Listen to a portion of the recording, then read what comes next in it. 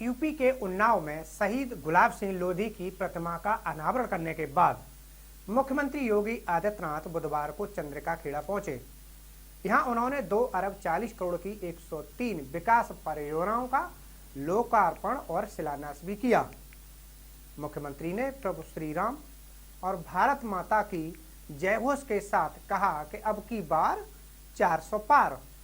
आपने देखा होगा पिछले 7 वर्ष में 6 करोड़ लोग गरीबी रेखा से ऊपर उठे हैं, उनका जीवन स्तर बढ़ा है। यह परिवर्तन है। पहले लोग बाहर नहीं निकलते थे, गुंडे माफिया हावी होते थे, आज गुंडे माफिया गायब हो गए हैं।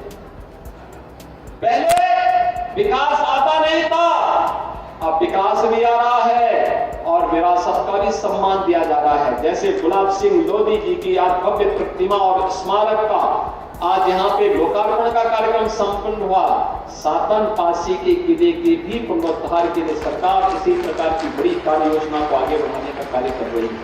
योगी जी ने कहा कि शहीद गुलाब सिंह लोधी जी ने इसी चंद्रिका खेड़ा गांव में जन्म लेकर देश की स्वतंत्रता आंदोलन में भाग लिया और शहीद हो गए। 1935 में उन्नाव से लखनऊ जाकर रेजिडेंसी के पास तिरंगा फहराने का काम किया और हमें स्वतंत्र भारत देने का काम किया।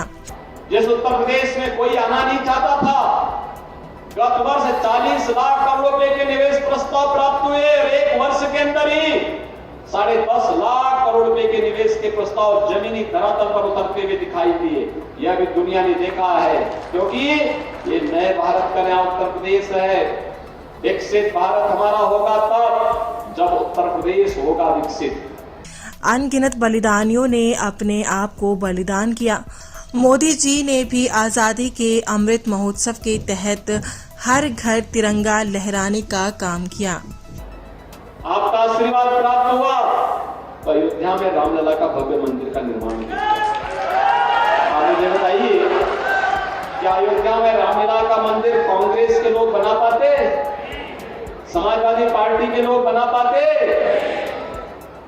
जब उनसे न गरीब को राशन में दे सकते हैं, न गरीब को मकान दे सकते हैं, न स्वास्थ्य की सुविधाएं दे सकते हैं और न राम मंदिर निर्माण करके आपकी आस्था को सम्मान कर सकते हैं, तो फिर अपना वोट खराब करके क्यों उन लोगों को अपने ऊपर बोझा के रूप में स्वीकार करते हैं?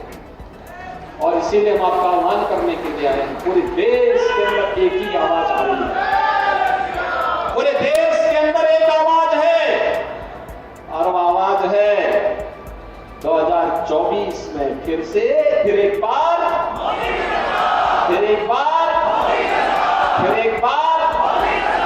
मोदी सरकार का पूरे देश के अंदर एक आवाज आ रही है। क्या आप सब सहमत हैं?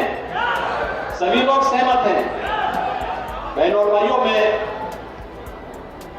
यहाँ के लोकप्रिय सांसद साक्षी जी महाराज को हृदय से धन्यवाद दूंगा कि उन्होंने मुझे आज इस जनपद में चंद्रिका खेड़ा गांव को देखने का मुझे अवसर दिया है।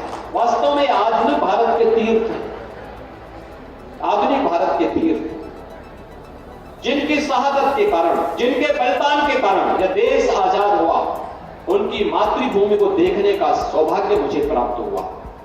और आज शहीद गुलाब सिंह लोधी जी की इस भव्य प्रतिमा का लोकार्पण का कार्यक्रम करने के साथ ही यहाँ के विकास को और गति देने के लिए मुझे आने का अवसर प्राप्त हुआ।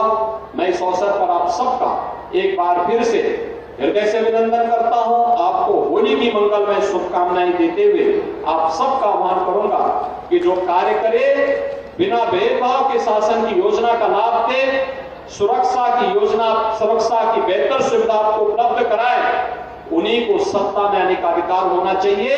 और प्रधानमंत्री मोदी जी के नेतृत्व में इसी आह्वान के साथ आज पूरा देश फिर से इसी बात को आह्वान कर रहा है कि 2024 में फिर एक बार मोदी सरकार आनी ही चाहिए।